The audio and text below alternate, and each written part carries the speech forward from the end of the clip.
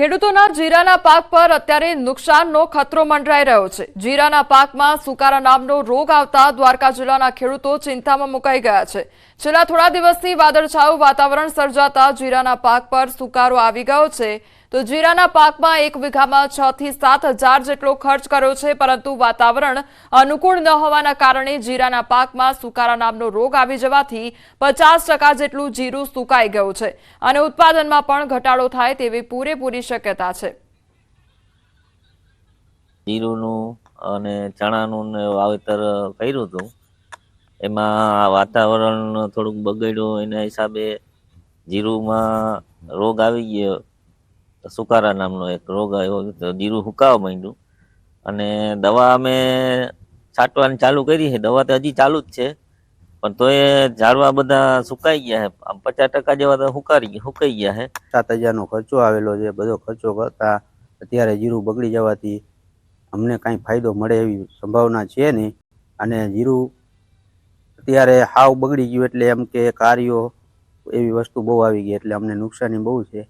અત્યારના સંજોગો જોતા એવું લાગે છે કે ખર્ચાના પૈસા નીકળી જાય તો અમે નસીબદાર, અને ઉત્પાદન ખૂબ જ ઓછું થવાની ગણતરી છે। ગુજરાત પર આગામી 24 કલાક ભારે છે। થવા જઈ રહ્યો છે કુદરતનો ડબલ એટેક અને ભારે પવન ફૂંકાવાની અને માવઠાની આગાહી થઈ રહી છે। જો ભારે પવન ફૂંકાયો તો ખેતરમાં તૈયાર પાકનો સોથ વળી જશે। ઉપરથી માવઠું પડ્યું તો ખેડૂત સંપૂર્ણ પાયમાલ થઈ જશે।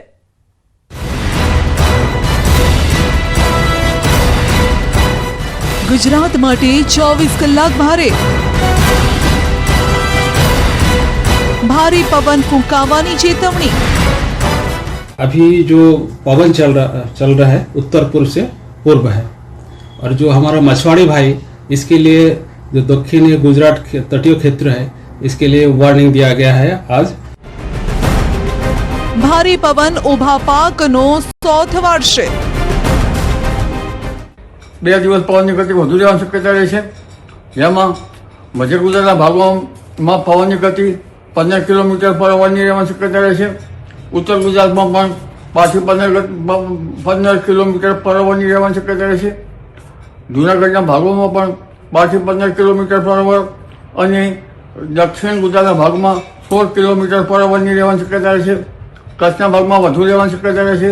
રાજકોટના ભાગોમાં પણ 15 કિલોમીટર પર અવરની શક્યતા રહે છે, જ્યારે આજકાલનો પવન વિન્ડ ગસ્ટ। ખેડૂતના માથે ફરી સંકટના વાદળો। પણ ઉલ્લેખનીય છે કે દેશના ઉત્તરીય પર્વતીય પ્રદેશોમાં તારીખ 8-9 ફેબ્રુઆરીથી એક વિસ્કટ ડિસ્ટર્બન્સ આવી રહ્યું છે, જેના કારણે ઉત્તર ગુજરાતના ભાગોમાં તારીખ 8-9-10માં વાદળો આવવાની શક્યતા રહેશે। મધ્ય ગુજરાતના ભાગોમાં તારીખ 8-9ની આસપાસ વાદળો આવવાની શક્યતા રહેશે। દક્ષિણ સૌરાષ્ટ્રના ભાગોમાં અને સૌરાષ્ટ્રના અન્ય ભાગોમાં વાદળ આવવાની શક્યતા રહેશે, પરંતુ ઉત્તર ગુજરાત અને પંચમહાલના ભાગમાં વાદળની સ્થિતિ થોડીક વધુ રહેવાની શક્યતા રહેશે। ખેડૂત માટે ફરી આવ્યા છે માઠા સમાચાર।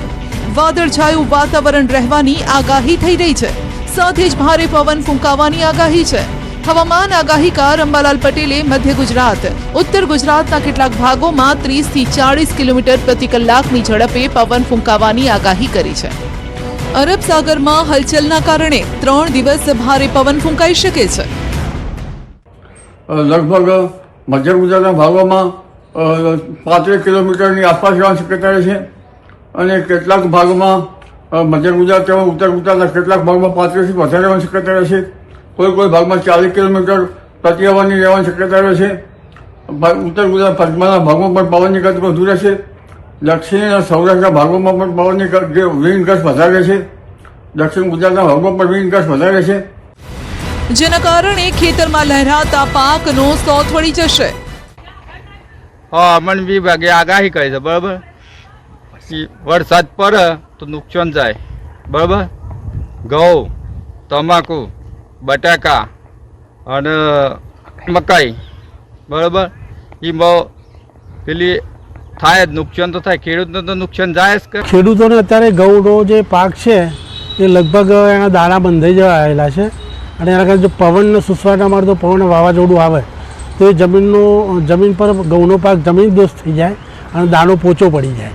એટલે ખેડૂતોને ઉત્પાદનમાં બી નુકસાન જાય અને ઘાસચારામાં બી તકલીફ થાય. એ સિવાય જે માંડવાવાળા જે શાકભાજી છે એ તો તમે જમીનદોસ્ત થઈ જાય, એના કારણે ખેડૂતોને મોટો ફટકો પડે હોય છે. માવઠું થાય તો આ ઘઉં છે, ચણા છે, મકઈ છે, બધી દરેક ટૂંકમાં કે ખેતીમાં નુકસાન જાય એવું છે મોટા પાયે, અને ખેડૂત પાયમાલ થઈ જાય એવો છે. અત્યારે મેં આ શાકભાજી વાવેલી છે, કુબી ફુલાવરની, ટામેટી છે, એમાં પણ જો વરસાદ આવે તો એમાં પણ મોટું નુકસાન થાય એવું છે. ને અત્યારે મોલો મસી આંતીની એનો ત્રાસ છે. હવામાન આગાહીકાર અંબાલાલ પટેલે શિયાળુ પાક પર પવનના ખતરાની આગાહી કરી છે. જો પવનની ગતિ વધી તો ખેતરમાં ઘઉં, બાજરી, મકાઈ જેવો પાક ઢળી પડશે. રાયડા, ધાણા, અન્ય બાગાયતી પાક પર પણ સંકટ છે. ઘઉં, બાજરી, મકાઈનો પાક જો ઢળી પડે તો દાણા ભરવામાં પણ મુશ્કેલી થાય. પણ ઉલ્લેખનીય છે કે આ પવનની ગતિથી દિવેલાના પાકમાં કંઈક અંશે ત્યાંની રજ ઘડી જવાની શક્યતા રહે છે. દિવેલાના પાક સારા છે એટલે તેનું ઉત્પાદન સારું આવે, છતાં કંઈક અંશે ઘટાડો થાય. ગરમી પડે તો દિવેલાના પાકમાં જીનેટિક રિવર્ઝન આવે અને ઉત્પાદન ઓછું આવવાની શક્યતા રહી શકે. પરંતુ હવે લગભગ ઘઉંના પાક જે છે એ ગ્રીન ઇન્ડસ્ટ્રી પડી જવાની શક્યતા રહેતી હોય છે.